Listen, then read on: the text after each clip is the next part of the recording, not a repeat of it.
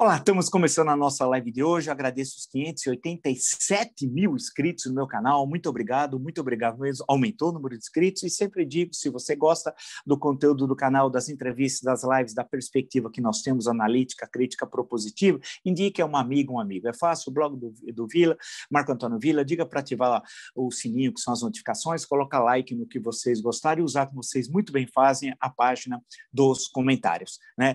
Lembro das entrevistas, ontem postamos duas entrevistas, estão tendo grande repercussão. O doutor Miguel Reale Júnior, jurista, muito conhecido de todos, né, que analisa as questões da decisão do ministro Fachin, uma decisão monocrática, e depois a decisão da segunda turma do STF, né, sobre outra questão que envolve a suspeição do então do então juiz Sérgio Moro, na 13ª Vara Federal do Paraná, naquele momento, né? Ele faz uma análise bastante interessante, e do Ciro Gomes, também bastante conhecido de todos.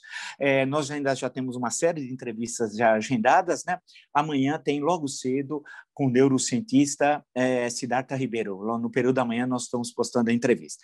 Por outro lado, vocês no Twitter podem me seguir pelo Vila Marco Vila, no caso do Instagram pelo @MarcoAntônioVilaOficial, e na plataforma www.cursodovila.com.br. Lá vocês encontram as informações sobre os 3 cursos que estamos oferecendo, ou seja, História Política das Constituições Brasileiras, História da Ditadura Militar no Brasil, que é fascismo. Basta, portanto, acessar www.cursodovila.com.br. Bem, evidentemente, ainda continua repercutindo muito, né, a questão do Lula, e evidentemente nós temos de entrar nesse assunto. Isso não dá, é um dos grandes assuntos, ou não só no Brasil, como no mundo, tal, né? Então tem uma série de informações, e eu antes, claro, eu queria listar alguns pontos que me parecem extremamente importantes e trágicos, né? Nós estamos chegando hoje, infelizmente, a 272 mil mortos, passando de 272 mil mortos da Covid-19. Lembre-se que o Osmar Terra disse, não vamos nos esquecer, que o ápice da pandemia seria o dia 8 de abril de 2020. Repetindo, Osmar Terra, você especialmente aí do Rio Grande do Sul, pergunte ao Osmar Terra, deputado, ele disse que o ápice da crise, da pandemia, seria dia 8 de abril de 2020, e que teria um número de óbitos em torno de 2.000 a 3.000, não mais que isso. Já passamos de 272 mil mortes, e no mês de março, antes de terminar, infelizmente, chegaremos a 300 mil óbitos da Covid-19. Bem, tivemos ontem, no caso, 2.349 mortes. O Brasil se transformou no epicentro da crise mundial, da pandemia da Covid-19. Vale destacar, e o Jornal do Estado de São Paulo hoje faz essa lembrança, e corretamente, das 2 cidades em São Paulo de prefeitos irresponsáveis, Bauru e Praia Grande. É inacreditável que esses 2 prefeitos, um é uma prefeita, Bauru, o outro um prefeito, Praia Grande. É inacreditável. E depois reclamam que não tem UTIs suficientes. Mas o Estado tem que construir mais UTIs. Construiu as UTIs. É que eles deixaram no Vale Tudo. Olha, liberou geral. Não liberou geral. Agora, a população das 2 cidades também, elas são responsáveis, as populações, né? E tem de cobrar. Nós não podemos virar essa página da história, senão vai ser uma vergonha para todos nós. Eu, por exemplo, nesse campo aqui, vou ficar batendo nessa tecla anos e anos, enquanto eu não ver todos os responsáveis que agiram de forma negacionista e apoiando o genocídio de Jair Bolsonaro, todos, podem ser políticos, podem ser concessionários de rádio e TV, todos esses que produziram fake news têm de sentar no banco dos réus, a começar pelo mandrião, por Bolsonaro, a começar pelo mandrião, Bolsonaro, né? Tem de sentar no banco dos réus. Não é possível deixarmos passar. O que será de nós? Que povo é esse? Que povo é esse? Que aceita tudo passivamente, bonzinho. O brasileiro é bonzinho, parece coisa de programa humorístico, quando já se viu. Não, eles vão ter de sentar no banco dos réus, e vão sentar e vão ser condenados, e vão pegar cadeia. Todos. Eu não aguento ver fake news o dia inteiro. né? Propagados em rádios, e vocês sabem, especialmente, aqueles concessionários de rádio que fazem isso, e estão recebendo muito dinheiro. É gente que é sócio do genocídio, tem as mãos sujas de sangue, tal qual Bolsonaro. O mesmo se repete nas TVs. Coisas terríveis que nós estamos assistindo. Vamos ver se o Ministério Público, eu não entendo, porque não aciona, porque a notícia é falsa, né? E ela fica se propagando. É necessária uma ação por parte das autoridades, né? Não é, vale lembrar, censura.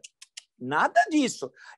Vamos ver o que dispõe a Constituição, entendê-la, fazer a devida combinação dos seus artigos, parágrafos e incisos em relação a essa questão, né? E porque não é possível assistir o que nós estamos vendo aqui. Nesse circo dos horrores, antes de entrar na nossa questão central, na CCJ da Câmara, é brincadeira. A senhora que vai ser a presidente da CCJ, que teve vídeo retirado do YouTube por notícias falsas. Como é possível essa senhora, como diria o Jânio, senhora, o Jânio Quadros, ser a presidente da CCJ? Mas, para piorar, porque aquela história, quando é para ficar ruim, é ruim mesmo, né? O Aécio Neves vai comandar as relações exteriores. Isso, a comissão... O Aécio! E vai levar o Fred? Vai levar o Fred? Você vai dizer quem é o Fred? Vamos recordar é viver, né? O Fred, lembra a gravação do telefonema, né? Ele ia receber o dinheiro daquela turma muito boa da JBS, né? E ele falou assim, não, depois nós apagamos o Fred. Repetindo, nós apagamos o Fred. Sabe o que é apagar? Matar. Na linguagem chula de marginais, que veio aqui do Esquadrão da Morte em São Paulo, né? Eles falavam muito isso, eles tinham um porta-voz, acho que era Lírio Branco, será? Que ligava para a redação dos jornais que apertava e saía sangue, como Notícias Populares, que não existe mais, e dizia onde estava o presunto. Presunto era o nome do sujeito assassinado pelo Esquadrão da Morte. E usavam muito essa expressão apagar. Quem se colocou contra o Esquadrão da Morte foi um grande brasileiro, hein? Hélio Bicudo, tem aqui o livro, meu depoimento sobre o Esquadrão da Morte, e enfrentou o chefe, Sérgio Paranhos Fleury, que também era um torturador, assassino do DOPS, Departamento de Ordem Política e Social, ali no Largo General Osório, no centro de São Paulo. Bem, mas o Aécio, vamos chamar de Aécio, falava, a gente apaga o Fred, agora ele está... Porque a tática é o seguinte, você tem que ficar na moita quando vem uma pancada, deixa passar um tempo. O pessoal no Brasil é bobo, o pessoal esquece. O Ivan Lessa, grande Ivan Lessa, que passou grande parte da vida depois em Londres na BBC, né? Fundador do Pasquim, grande texto, filho de Orígenes Lessa, vai lembrar, muitos não sabem.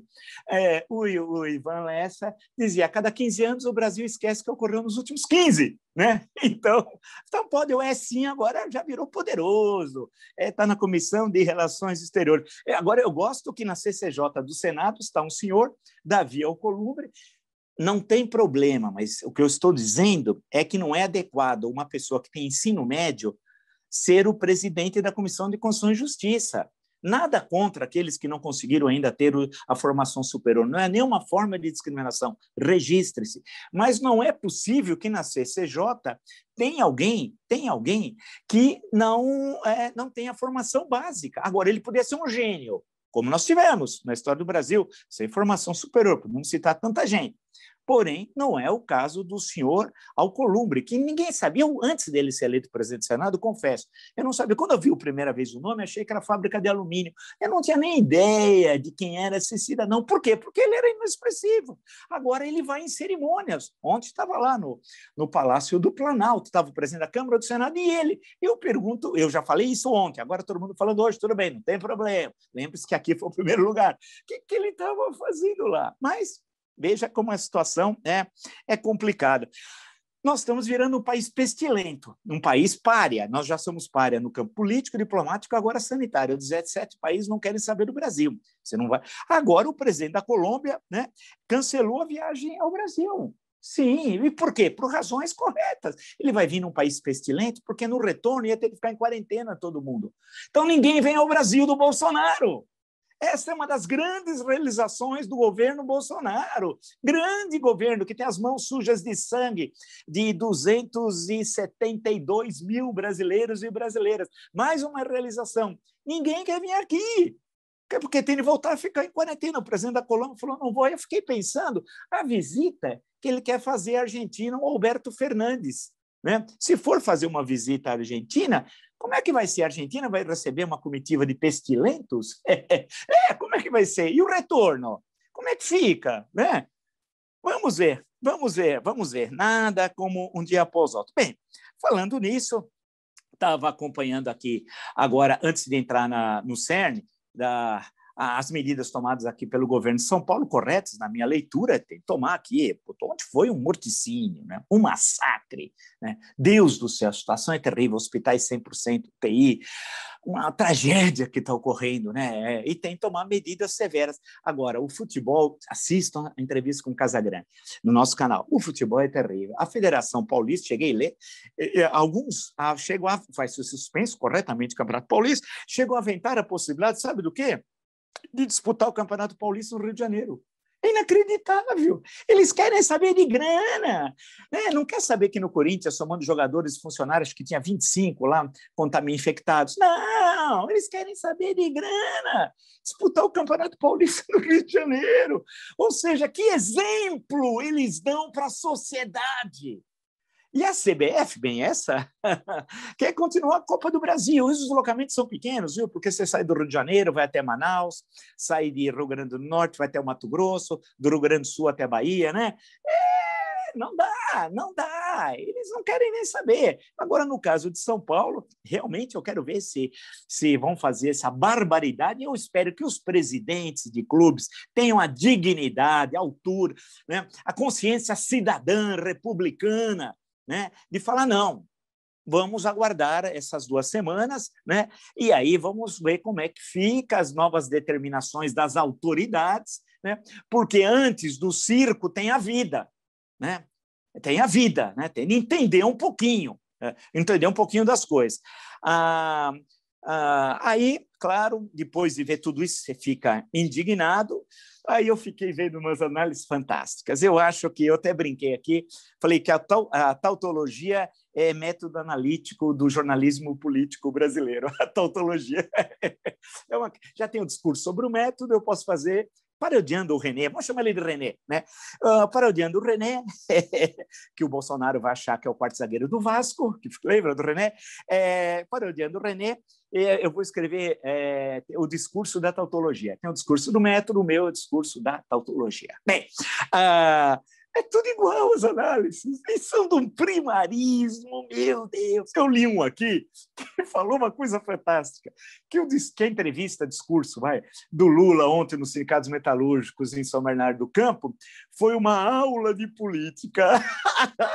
Essa foi fantástica. Eu vou dar um exemplo para mostrar a aula de política numa passagem. Veja a riqueza da construção do raciocínio. Né? É um exemplo tal, né? de complexidade. Um país como o nosso, com os problemas que nós temos, vivendo a pior crise da história do Brasil republicano, alguém que você espera, então, que vai fazer uma análise de totalidade, é elogiado por um indivíduo que diz que foi uma aula de política. Olha a frase maravilhosa. Tem várias. Eu vou citar essa sobre economia numa fase de turbulência. Veja que frase. Vamos lá. Ao Lula. É a lógica da casa de vocês. Se a mulher tiver dinheiro, se a mulher de vocês e a família tiver dinheiro, ela vai no supermercado, na feira, ela vai comprar um caderno novo, um sapato, uma camisa. Se ela não tem, ela fica em casa prostrada, na frente de um fogão, esperando. Quando é que eu vou ter dinheiro para comprar alguma coisa? Pô, e o que o sujeito diz que é aula de política, e todos vão referendando a tautologia, o discurso da tautologia como método analítico, né? É uma coisa fantástica. Primeiro, ele fala isso, o primarismo, das complexidades econômicas. Como é que um homem desse pode ser presidente da República na maior crise da história republicana? Ele fala como se estivesse na Vila Euclides. explicando. São Bernardo do Campo tem um estádio perto ali do cemitério, eu digo, minha família é de São Bernardo, meu pai está enterrado lá, meu avô, minha avó, no cemitério ali da Vila Euclides, ali perto, próximo, até o estádio, né? E o estádio da Vila Euclides. E ali que teve as grandes assembleias, 1978, 79, 80 também. Vamos lembrar que em 1979, vamos pegar 79 como marco, né? A começo do ano, sumindo o governo Figueiredo, Murilo Macedo, ministro do Trabalho, aquela história toda. Se ele falasse isso, vamos dizer que as pessoas falavam, não, queriam ouvir esse tipo de discurso. Hoje, veja como ele está fora de época. Lembra o exemplo que eu falei? Hoje, né? Falar isso para um operário lá em São Bernardo do Campo, o operário vai falar, mas ele está falando do quê? Porque o operário de 2021 não é o operário de 1979, 40 e poucos anos atrás. E por quê? Porque mudou a classe operária, mudou o processo produtivo, foi necessário um outro tipo de formação. Há um processo em que a máquina, houve uma robotização da produção, vamos ficar no campo das montadoras, dos automóveis. Portanto, você tem um outro tipo de trabalhador que não aceitaria um discurso tão pobre como esse, é uma outra conjuntura histórica. Mais ainda, se nós olharmos o Brasil, quer dizer, isso aqui é aula de política, esse primarismo analítico, ele não deu, no decorrer do discurso entrevista, vamos chamar assim, uma análise com dados, citando fatos, informações, analisando o que está ocorrendo no mundo, no Brasil. Foi panfletarismo de 8ª categoria. É um discurso que cheira naftalina, sabe? Antigamente as pessoas, não sei se ainda hoje fazem, jogavam naftalina para proteger as roupas de insetos e baratas, etc., e coisas do gênero tal, né? O discurso dele é um discurso cheirando a naftalina. É inacreditável a pobreza analítica. Só quem é muito servil, ou aqueles que não têm capacidade analítica, ou aqueles que são militantes, né? Não sei, ou aqueles que ainda precisam estudar mais, vamos inventar várias hipóteses, parece alternativa de vestibular, ou nenhuma das anteriores, que podem dizer que isso aqui é aula de política, meu Deus do céu. Aonde? Com essa fala? Com essa fala, né? É um negócio, é de uma pobreza danada. Quando ele quer falar de privatização, ele tem coragem de dizer, por exemplo, que o Paulo falou, do episódio da Petrobras, daquela quinta-feira, do vazamento de informações, que alguém com R$160 mil fez compra e naquele dia, vendendo ações da Petrobras, ganhou 17 milhões naquela operação, investindo 160 mil e ganhando 17 milhões. Quem foi? Eu não sei. Eu queria que as autoridades, a CVM, Comissão de Valores Morais, investigassem. Eu estava lendo as reportagens da Malu Gaspar, uma excelente jornalista econômica investigativa, tal. Tem um livro dela aqui, inclusive, apontou. E aí, cadê a investigação? Por que ele não pega esse gancho? Dados, fatos, e que coloca contra a parede o governo, né? O que está fazendo no Banco do Brasil, na Caixa, e etc. Discutir seriamente, apresentar informações sobre, estão queimando as nossas reservas, dê dados, né? Fale fatos. Não, está aqui, tem uma página inteira na Folha de São Paulo que ele quer falar do mercado. Mercado? Bem, primeiro, quem é o mercado? Não me apresentaram, eu fui primeiro a sempre falar isso. Agora outros falam, mas fui eu. Quem é o mercado? Alto, baixo, gordo, magro, qual é a idade? Quem é, né? Parece que durante a ditadura era sistema, com S maiúsculo. E eu lembro que eu lia as matérias, especialmente na página 3, por 2 grandes jornalistas, vale lembrar, Vilas Boas Correia e Carlos Chagas, um falando de Brasília e outro escrevendo Rio de Janeiro, com as iniciais CC ou VBC. Era assim, o sistema que é a cassação do deputado do MDB, e eu falava, mas quem é o sistema? Como ele tem de se materializar? Parece o mercado. Bem, o mercado, fala assim, o mercado. Você acha que o Lula assusta o mercado com essa falinha aqui? Né? Com essa falinha pobre, medíocre, primária, né? Mas ele acalmou o mercado. Acalmou? O mercado estava turbulento por causa do Lula. Alto lá. Nunca os bancos ganharam tanto durante os 13 anos e 4 meses do PT. Poxa, a taxa de juros lá nas alturas, nunca, a bolsa, câmbio, eles ficaram bilionários, bilionários. Me dê um exemplo de alguém do grande capital que tenha dito: olha, eu estou preocupado com os rumos do governo do PT. Então, coisa alguma, tratavam o Lula assim. Tratavam o Lula assim. Em 2010, eu me lembro muito bem, quando eu escrevia, falava certas críticas do governo Lula, as pessoas olhavam, eu parecia doido, maluco, porque naquela época Bolsonaro não falava, a caterva bolsonarista não falava, os nazifascistas não falavam, quem falava era esse, e os gatos pingados aí, né? Porque esses aí estavam todos lucrando e tal. E o mercado estava... Que mercado quem? Aonde? Cite um, não há.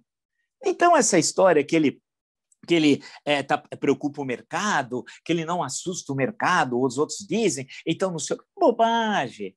A economia está jogada nas mãos de um sujeito, o Paulo Guedes, que hoje, há minutos atrás, eu estava vendo aqui, né? O Paulo Guedes, um negócio assim inacreditável, declarou isso em meio o caos que nós estamos vivendo, esse morticínio, esse massacre de brasileiros e brasileiros a cada dia pela Covid-19, por incompetência do governo do qual ele faz parte. Esse também tem de ir para o banco dos réus. Não é só o Jair, não é só o Pazuello, o cabo. Qualquer exército sério seria cabo. Né? Não, e toda a caterva. Esse aqui também. Ele diz o seguinte: a economia do país está começando a decolar de novo. A economia voltou em V, e está começando a decolar de novo. Onde está em V? Me mostre um dado concreto. Nós vamos ter um primeiro trimestre com crescimento outra vez negativo. Quem vê coisa alguma, né? E eu queria que ele respondesse ao que foi dito na entrevista, por exemplo, citei a Malu Gaspar, mas podia citar também o Ciro Gomes na entrevista de ontem, sobre o vazamento. Quem é que vazou as informações naquela quinta-feira? Né? Tinha lá os generais de pijama, tinha o presidente da República e estava o Guedes. Quem conhece o mercado? É o Bolsonaro. O Bolsonaro conhece o Queiroz, conhece a Márcia, o Rony Lessa, assassino de Marielle Franco. Ele conhece o capitão Adriano, era a turma dele.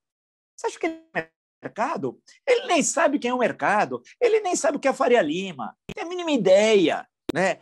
Então, tem de responder, e ninguém pergunta. O que eu acho estranho é o seguinte, né? Os que passam pano, então, esses não perguntam mesmo. Né? Mas tem de perguntar, eu queria que ele respondesse. Eu não entendo, passa.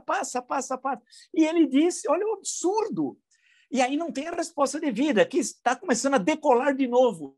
De novo é porque já decolou uma vez anterior. Quando decolou? Quando? Enganador, falastrão. Eu sempre dizia que era o Pacheco sem imenso talento, não é verdade? É o Pacheco sem imenso talento, do Essa de Queiroz.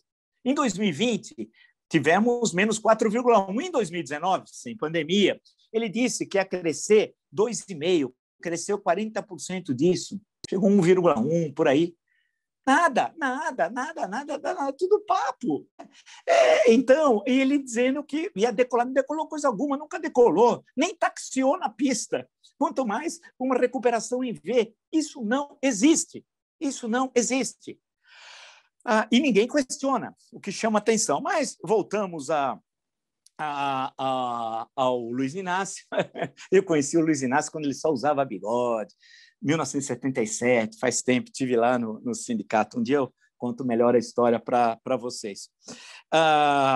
Acho que foi no começo do segundo semestre, se não me engano, por volta de agosto e tal. Aí eu fico lendo as análises da tautologia como método analítico, o discurso da tautologia que eu escrevi, junto com o René, escreveu um outro discurso, o René, quarto zagueiro do Vasco, aquele René, né, que tem um pé na França, e eu escrevi outro discurso. Então, e aí vinha, inclusive, agora a pesquisa Atlas, mostrando que o Bolsonaro não é aquilo que se fala. Tal, né? Eu já falei tantas vezes, porque qual é a ideia? Vamos retomar rapidamente? 1/3 Lula, 1/3 Bolsonaro.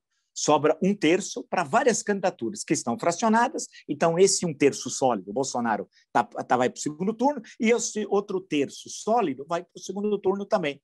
Isso não existe. O pior é quando alguns vocalizam, que querem se construir no outro terço, entre aspas, porque não existe outro terço, vocalizam esse discurso. Isso não existe. O Bolsonaro, há 3 meses atrás, em novembro, final de novembro, meu Deus do céu, foi derrotado nos principais colégios eleitorais do país, eleitoralmente, foi fragorosamente derrotado. O PT não fez uma prefeitura de capital e das principais cidades do país, foi fragorosamente derrotado. Como é que, com a derrota eleitoral devastadora, ele tem 1/3, Lula, e o Bolsonaro tem outro terço? Nada disso. São construções. Não há concretamente dados nem eleitorais de popularidade, né? A questão que se coloca é que o cenário está aberto. Se tiver candidaturas sólidas, enraizadas, com propostas que coloquem todos esses dois na parede, na discussão política, os dois não vão para o segundo turno. Essa ideia que já estão no segundo turno é outra falácia. É outra falácia. Não há nada que sustente nisso. Agora, eles são pobres. Eu dei o exemplo do Lula, eu só peguei o exemplo, e é legal, o papel da mulher é ficar em casa e cuidar do fogão. Grande Lula! Grande Lula! Grande figura! Grande Lula! Então, veja como ele está antenado ao mundo do século XXI, especialmente a terceira década do século XXI. Ele está super antenado com tudo que está ocorrendo. Isso é para mostrar que ele cheira naftalina. Ele não está entendendo absolutamente nada do que está ocorrendo no Brasil e no mundo. No Brasil, então, nem se fala. Mas eles têm um nível rasteiro de reflexão. O filho do Mandrião, o Bananinha, que falsamente mora em São Paulo, desafio também o Bananinha a dizer aonde mora em São Paulo, que ele mostra onde ele mora com a esposa, com a sua filha, onde ele tem vida social. Bananinha, mostra onde você mora, né? O Bananinha não mostra. Então, quando você analisa aqui esse processo, eu li agora uma passagem de uma fala, veja que fala filosófica. A semelhança, ela não é tão baixa como ele, é mais baixa que a do Lula. Mas isso vamos guardar as coisas também, ser justos, né? Mas olha que fala linda. Ele estava num carro, eles usam carro, gravam no carro, pode tudo isso, né? Eu acho uma pena essa imprensa mequetrefe que a gente tem aqui no Brasil fique dando conta de cobrir apenas a máscara. A máscara, está sem máscara, está com máscara. Enfia no rabo, gente, porra. Não precisa mais, não vou nem repetir, né? Nem devia, na verdade, ler tudo isso, né? Mas é linguagem de marginal. Isso daqui não é linguagem de deputado federal. Ele presidiu a Comissão de Relações Exteriores, agora sucedido pelo Aécio. É inacreditável, pessoal, inacreditável. Isso aqui é linguagem de marginal. Mas ele conviveu na marginalidade. O pai conviveu com quem? Com marginais. Marginais, assassinos. Poxa vida, o filho, Flávio, condecorou com o pai. O Adriano, homicida, estava preso com a medalha Tiradentes, a mais importante comenda da Alerj.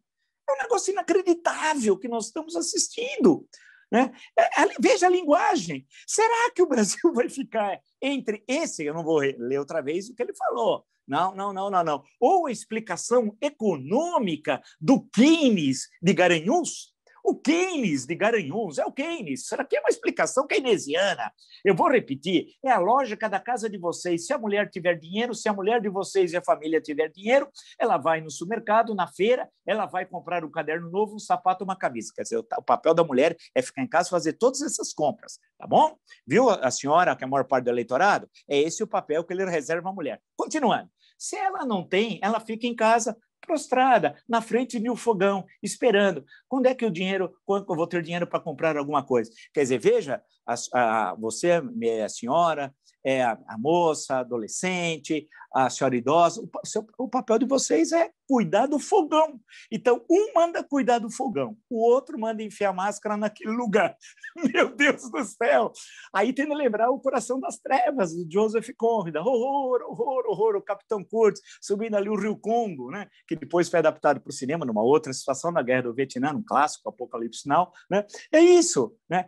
Ainda bem que ele fala essa linguagem, né? Hoje mesmo eu estava olhando Otávio de Faria. Otávio de Faria, esse foi um grande escritor. Hoje ninguém lembra dele, um grande escritor Tragédia Burguesa, 15 volumes, pensador autoritário também. E esse livro, Maquiavel e o Brasil, eu estou com a segunda edição de 33, a primeira edição é de 1931, né, pela Schmidt Editor. Essa aqui é a civilização brasileira, tal. Eu tenho vários livros dos autoritários do começo dos anos 30, mas ele faz um estudo sobre, fala primeiro do Maquiavel, depois uma parte sobre fascismo e depois sobre o Brasil. Mas só ler um pequeno parágrafo da primeira parte, longa, são 112 páginas. Diz ele: o caminho fica traçado, um sonho de Maquiavel, e temos Mussolini. Um pesadelo de Maquiavel, e surge o Brasil. Não, repetindo, repito. O caminho fica traçado, um sonho de Maquiavel, e temos Mussolini. Um pesadelo de Maquiavel, e surge o Brasil. Otávio Faria é um pensador importante, culto, muito inteligente, muito bom escritor, mas ainda bem que o Bananinha não tem essas leituras. Se tivesse, eles teriam uma concepção orgânica e uma ação muito mais perigosa do que essa. Então, ele fica nesse nível de mandar enfiar a máscara naquele lugar. Graças a Deus, porque Deus é democrata e brasileiro e republicano. Graças a Deus, porque senão nós estaríamos em situação pior. Enquanto isso, o Luiz Inácio está dissertando o nosso Keynes e Garanhuns com essa propriedade, com esse rigor analítico que não é fácil. E aí o Brasil real se manifesta, que não é nem do Keynes e Garanhuns e nem do Mandrião Bolsonaro, é o Brasil real, é o Brasil dos 272 mil mortos e que terminaremos o mês de março ultrapassando 300 mil cadáveres que colocados no colo do genocida Bolsonaro. Esse é o Brasil real, um Brasil enterrado numa crise econômica sem fim, e teremos lá na frente, como eu sempre disse, uma crise social, porque a instabilidade política ela é evidente. E esses dois atores assim, medíocres, primários, falastrões, são dois falastrões, né? Querem ocupar o picadeiro. No máximo, eles ocupam o picadeiro. Não podem ocupar o primeiro plano da cena política de um país como o nosso, que tem uma bela história e que nós temos de sair dessa crise. Mas não são com esses dois falastrões, em hipótese nenhuma. E o que eles já fizeram, e não é pouco, demonstra isso. Então, vamos ter seriedade na discussão sobre os rumos do país. Se você gostou dessa e de tantas outras lives no meu canal, está dos 587 mil, muito obrigado mesmo. E sempre digo, né, se você gosta da live, das entrevistas, da perspectiva crítica, analítica e propositiva do canal, indica um amigo. Blog do Vila, Marco Antônio Vila, diga para ativar as notificações. As entrevistas, postamos ontem 2 grandes entrevistas, tentando grande repercussão do Dr. Miguel Helli Júnior e de Ciro Gomes. E amanhã, logo cedo, com o Siddhartha Ribeiro, neurologista, conhecido, acho que de muitos, professor da Federal do Rio Grande do Norte. No Twitter, pode me seguir pelo Vila Marco Vila, no Instagram, pelo @Marco Antônio Vila Oficial, e no curso, na plataforma www.cursovila.com.br, tem as informações sobre os 3 cursos, ou seja, a história política das constituições brasileiras, história e ditadura militar no Brasil, que é fascismo. Basta acessar www.cursosdovila.com.br. Nos encontramos amanhã. Até!